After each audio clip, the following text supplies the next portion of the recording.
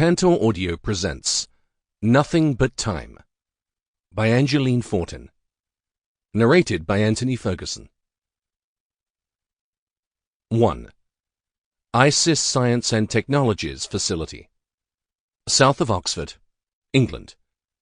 January 2012. David, I don't think that we're supposed to be in here. Nonsense, Kate. It's my lab.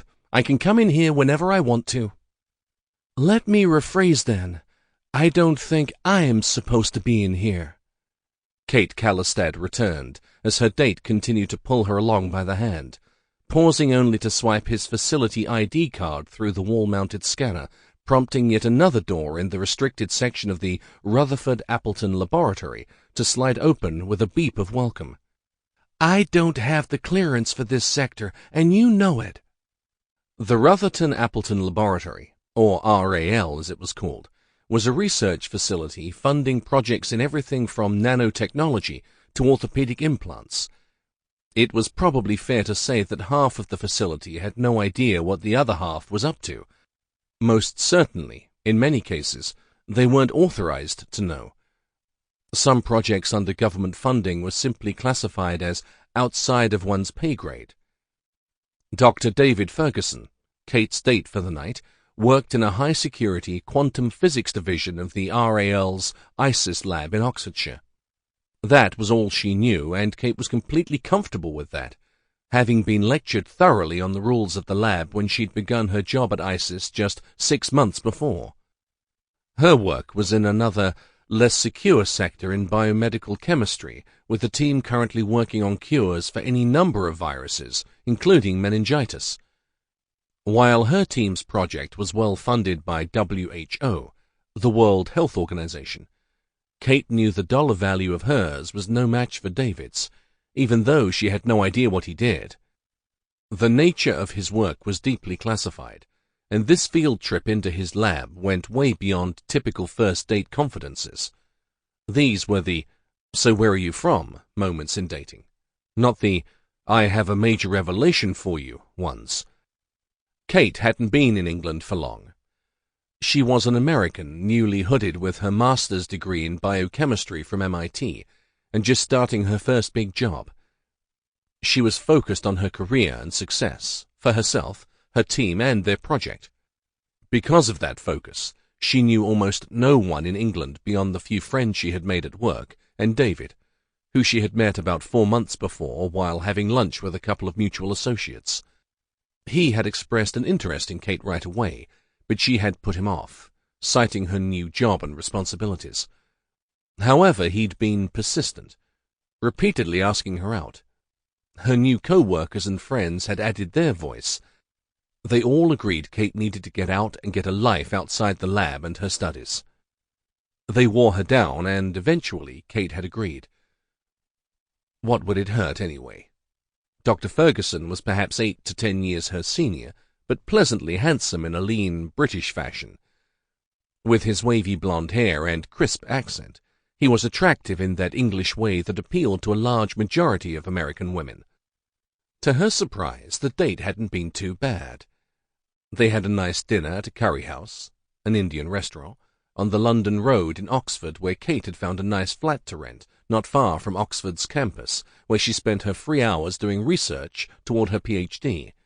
David had been a perfect gentleman, if a bit over-eager to impress.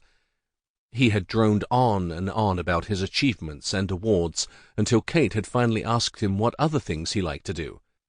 That led to a more moderately interesting introduction to polo, a sport Kate knew little of but found interesting. After all, if it was good enough for royalty, how bad could it be? Things had been going along pretty well, until halfway through the dinner David had insisted she come take a look at his breakthrough. All Kate could think about was, if David had had a breakthrough, she was the last one who should be getting the first peek. There were reasons the RAL had rules, and ID scanners. It was to keep people who weren't authorized out, like Kate. Really, David, let's get out of here.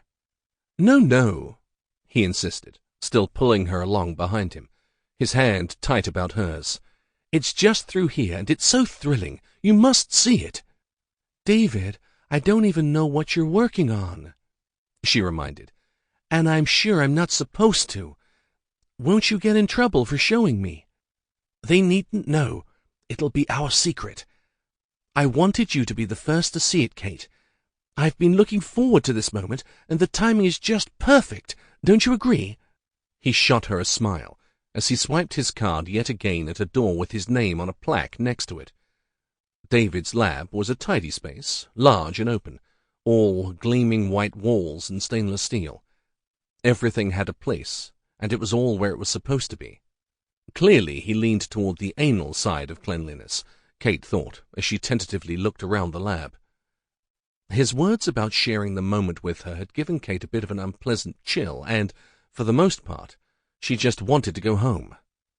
However, David grabbed her hand once more and pulled her into the lab. The center of the room was dominated by an enclosed space of walled-in steel that, to Kate, gave the impression of an airlock or spaceship fuselage.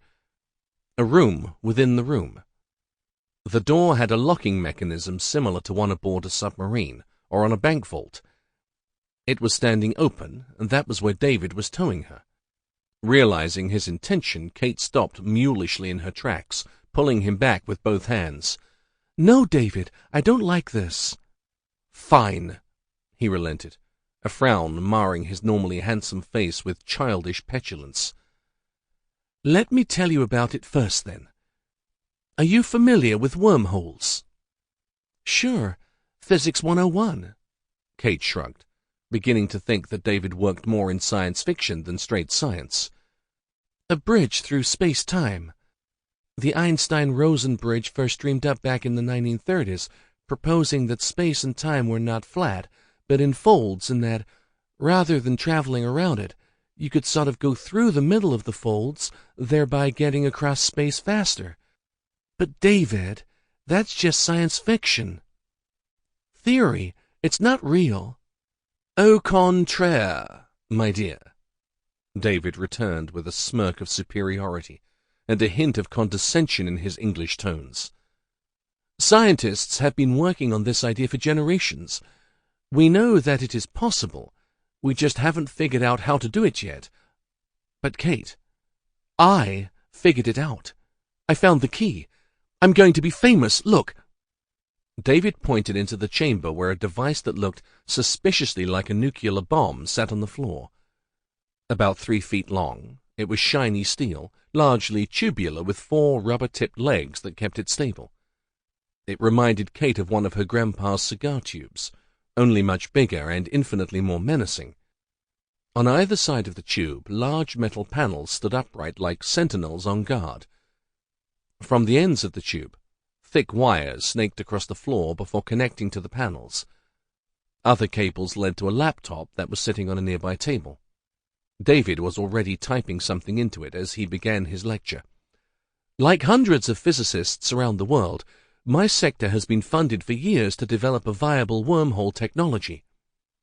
He waved his fingers, as if a magician revealing the mystical powers of the universe. "The creation of a trans-space teleportation device that will allow us to transport matter from one location to another. We always knew that they randomly appear, but initiating one, controlling the destination, has always been the key." "And that's it?" Kate raised a skeptical brow at the malevolent-looking piece of machinery. While it looked capable of mass destruction, it certainly didn't appear to be a breakthrough in space travel. "It's not just an it, Kate. It's a quantum zero-point energy siphon. The siphon pulls zero-point energy directly from the raw underlying power of the universe at a sub-quantum level. With it connected just so, a quantum vacuum is created, opening a stable wormhole between the 2 plates." "And it works?" she asked. "Of course it does. I transported an office chair over there today," he answered absently, jerking a thumb back towards the door. Kate turned to see a generic swivel chair sitting near a desk. "Are you sure that that chair wasn't already there? You have a half-dozen of that same chair in here." Isis purchased the generic chair in bulk. She had several of the same in her lab as well. Well, David frowned then, before admitting, I'm not absolutely certain that it was the same chair. I don't remember it being there before, but the one I had in here definitely disappeared. Isn't that great? I transported a solid object through space. Doesn't help if you don't know where it went, Kate told him wryly, crossing her arms over her chest. While Kate knew that she was being rude in the face of David's enthusiasm, it all felt so very wrong. She had a very bad feeling gnawing in the pit of her stomach. You don't understand. Maybe not, but what I do understand is that I shouldn't be here and that you shouldn't be telling me all this, Kate insisted. She didn't want to lose her job over this. She'd worked too long and too hard for it. Getting caught in this lab might be enough to see her sacked. It's time you took me home. No, he stomped his foot.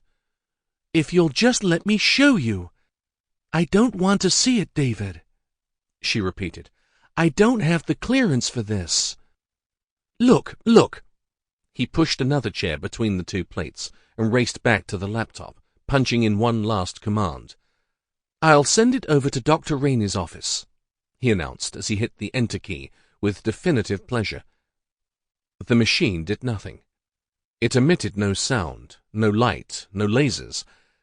However, after a moment a black spot appeared between the two metal plates. It was so small that she almost hadn't noticed it until the area around the opening began to refract in the light, and then visibly bend, startling Kate. Well, that's different, she murmured under her breath in astonishment as the vortex expanded and began to emit a wind-blown sound. A dull, train-like roar that, in her experience, usually preceded a tornado. It wasn't loud at all. Kate thought it was rather like being down in the cellar when the tornado hit. Why is it windy? That's not wind at all, David told her. Merely the gravitational pull against the room. You see, it's not blowing so much as sucking. A pen on the table flew through the air before snapping into the vortex. Geez, David, we shouldn't be in here with that thing on. Who knows what it could do? Kate turned, intending to flee the room, not wanting to be there when the storm hit. She needed to get out and shut the door with or without David. But just as she reached the portal, David cried out, Aha, look! Just as she turned, Kate watched the chair stretch and elongate, then disappear with an audible pop. Astonished, Kate's jaw sagged. Well, who would have really thought it would work? She certainly hadn't. An undeniable suction filled the room. Kate clung to the door frame as David's sport jacket began to pull away from him. He stumbled away from the table only to struggle to return to it. Okay, David, turn it off, she yelled. You've proven your point. Turn it off! Looking worried for the first time, David caught the edge of the table and pulled himself back toward the laptop that had also begun to buck and wobble across the table toward the vortex that had widened to encompass the entire area between the panels. Hurry, David! Kate tried to pull herself the rest of the way out the door, but her strength was no match for the pull created by the eddy. I'm trying, Kate, he complained tightly as he typed into the machine. It won't shut down. Damn it, David, just pull the... David! Kate screamed as David stumbled away from the table. He tried to throw himself back toward the machine, but was pulled toward the siphon instead. His body elongated in a surreal fashion, as the storm pulled him inside as if he were a cartoon character being stretched like a rubber band. His yell of surprise echoed her own then. With a pop, David was gone. Another pop sounded right on top of the first, as the siphon was ripped from its cables and disappeared. The laptop was dragged off the table, as its cable was swallowed by the wormhole until it was gone as well, leaving behind the table which was safely bolted to the floor. As if satisfied by its meal, the forceful drag began to abate, but Kate's grip on the doorframe wasn't enough to defy the lingering pull. Her hands slipped, and her feet slid across the floor. So this is what it's like to be a deer in the headlights, she thought as it pulled her in. All her fight diminished by fascination as she stared into the whirl of colors formed against the steel wall beyond like churning thunderclouds at dawn. Greys and whites and silvers all swirling together like some monochromatic frappuccino. Caught. Fascinated. She couldn't look away. 2. "Ah, right on time." David's voice cut through the dizzying nausea that had Kate scrunching her eyes tightly together as she lay curled in a fetal position on the ground, clenching her stomach. "Just breathe. The nausea will abate," he advised in a cheery voice. Having no choice but to take his advice, Kate inhaled deeply, noting that the air was cool and fresh, a balm to her whirling dizziness. Encouraged, she tried it again. "David," Kate moaned, still squeezing her eyes to block out what seemed to be a very bright light. "What was that? I feel as if I've been put on the rack." "That's the effects of spaghettification, Kate," he said cheerfully. "Fascinating, isn't it? Your body was stretched to be thin enough to move through a microscopic singularity." "Microscopic singularity," she repeated mindlessly. What was he talking about? Kate clenched her fists against the pain and nausea, surprised to feel grass beneath her palms. "This isn't Dr. Rainey's office, is it? Oh, God, where did you send us?" "Oh, we're still right here in Didcot," he answered, referring to the location of the ISIS campus, 24 kilometers south of Oxford. Feeling the cool dampness of earth and grass beneath her cheek, Kate cracked her eyes. "Did you send us outside?" "Well, not exactly." He hedged a bit, and even through the nausea and confusion, Kate could hear the awful hesitation in his voice. "What do you mean, not exactly, David?" Dread tightened in her core as she clenched her teeth. Whether they were clenched in irritation or to keep her dinner where it was, Kate wasn't sure. "There seems to have been a little mix-up with the device. We are exactly where we left from, exactly," he reiterated. "What do you mean exactly?" Drawing a deep breath, Kate rolled onto her back before pushing herself into a sitting position. Opening her eyes, she found not the bright fluorescence of office lights that had burned at her closed lids, but rather dim twilight darkening the rosy horizon to the west. A quick glance around proved that she wasn't in the lab, or in anything more impressive than the middle of a pasture. There were actually cows grazing nearby. In addition, an old-fashioned black carriage stood nearby, complete with a horse to pull it. It looked suspiciously like one she'd seen in Robert Downey Jr.'s new Sherlock Holmes movie just a few weeks before. However, it didn't seem to be a prop. Dread washed over her, an ugly foreboding that she wished she were coward enough to just close her eyes against and deny. Instead, she faced the inevitable. "What did you do, David?" "Here's the thing, Kate," he began in a gentle tone that Kate equated to using with startled horses, abused dogs, and lunatics. "You are in exactly the same place that you were 5 minutes ago. The problem is that you're not in the same time." "Not in the same time?" she repeated dumbly, as if the words had no meaning. "Not in the same time?" David squatted before her, taking her hand in his and gently patting it.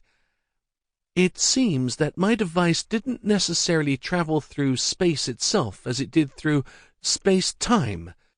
The zero-point energy siphon drew more power than I had calculated and created a runaway quantum vacuum between the plates.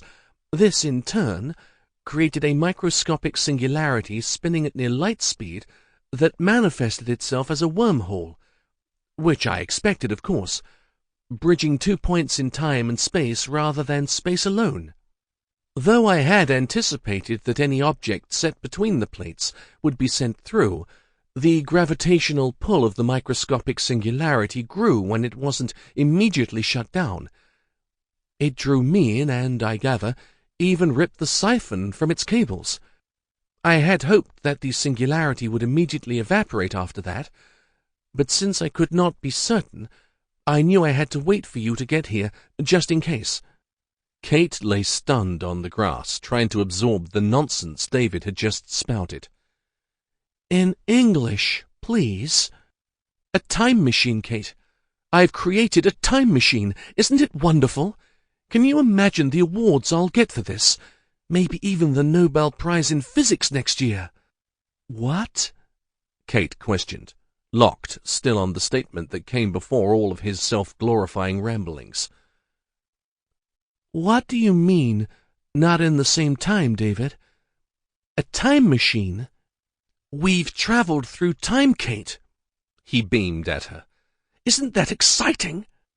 David, if you don't shut up and explain to me exactly what happened right this instant, I swear to you I will make a woman out of you." She snarled. "Now talk." "Americans," he muttered under his breath. "Fine then," he replied, indignantly crossing his arms over his chest to make sure she knew she had upset him. "The siphon cut a hole in the fabric of time, sending us backward, of course, since everyone knows that you can't travel forward.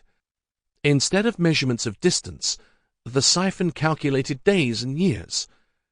We are now standing at 136 years in the past, right where my lab will someday be. We traveled back in time 136 years, she repeated, hating herself for sounding like an idiot, but for some reason the concept would not take hold. This is 136 years ago. That's right. In England. 136 years ago. Yes, 136 years. Yes, David answered again, the corners of his mouth turning down as they tended to when he was annoyed. Really, Kate, I thought you were cleverer than this. You'll excuse me, David, if I have just a little problem digesting all of this. She snapped at him, taking another look around, trying to absorb what he was telling her. Finally, she looked back at David. What are you wearing? Don't you like it? He asked, standing and jerking down the bottom of his jacket before smoothing his hands down the front. It's new. Kate looked over his suit. It was dark brown, maybe wool, with a white high-collared shirt. A striped tie was knotted around his neck. Underneath the jacket she could see a vest of striped gold and red, with a wide lapel that crossed low into a double-breasted closure. A gold watch fob dangled across the front. The suit was horribly old-fashioned, but might have fit right in during the 1800s. A lump lodged in her throat prompted Kate to swallow deeply, taking a moment to digest everything David had just told her. His wormhole device was actually a time machine. A time machine. Really? Her mind lingered there for several long minutes before another question nudged its way into her mind. Why 136 years? Well, yes, the matrix I had developed for the destination was perhaps flawed in a small way. I had thought it was measuring distance, when in fact it was measuring time. It took me quite some time to figure that out after I arrived, I can tell you. But the whole thing is brilliant, don't you think? No, David, I don't think. Kate bit out as she got to her feet. She was light-headed and reeling now, not because of the machine's effects, but rather because of the enormity of what was happening. Are you telling me that we're stuck in the past? And why are you dressed like that? You only left a second before me. That actually took me a bit of time to decipher as well. I mean, first of all, I had to repair the laptop. The screen was damaged in its fall. Without LED technology available, I had to go back to basic CRT development to create a screen. After that, I was finally able to calculate the delay in arrival, which I've been able to determine was due to the time dilation effects near the event horizon of the singularity. English, David.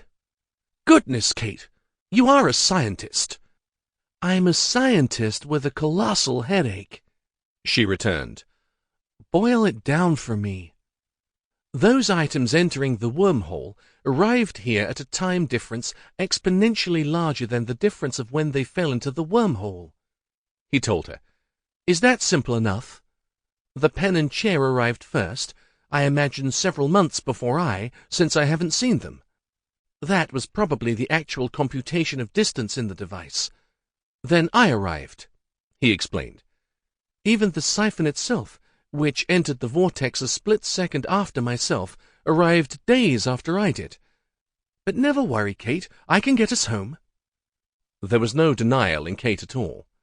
No head-shaking insistence that it wasn't true, that it was all some prank, that he was just making it all up. It felt true. The ground beneath her felt very real. To her, science was filled with mysteries to be solved, and scientists solved them. Sometimes accidentally, as David had done. Think penicillin. Science fiction of the past often became the future's reality. Of course, this was one area of study she'd never considered a breakthrough of this sort in, but still. No, it was all too real. She had seen the siphon at work and still felt the results. Unless David had somehow drugged her and kidnapped her to a place without any modern structures and... No, it wasn't a joke. As Sherlock Holmes had long claimed, once you have eliminated the impossible, whatever remains, however improbable, must be the truth. God, she was such a geek if she recalled such a thing so vividly. "Well, get us home, then." "I can't... yet," he verbally stumbled, and Kate's heart skipped with trepidation. "But I can and will. I had hoped to have the problem solved before you got here, but I haven't quite mastered it yet." Kate's heart sank before she suddenly thought to ask, "How long have you been here? How long have you been trying to figure it out?" "Well, I did have to wait for you, you know," he replied testily. "How long?"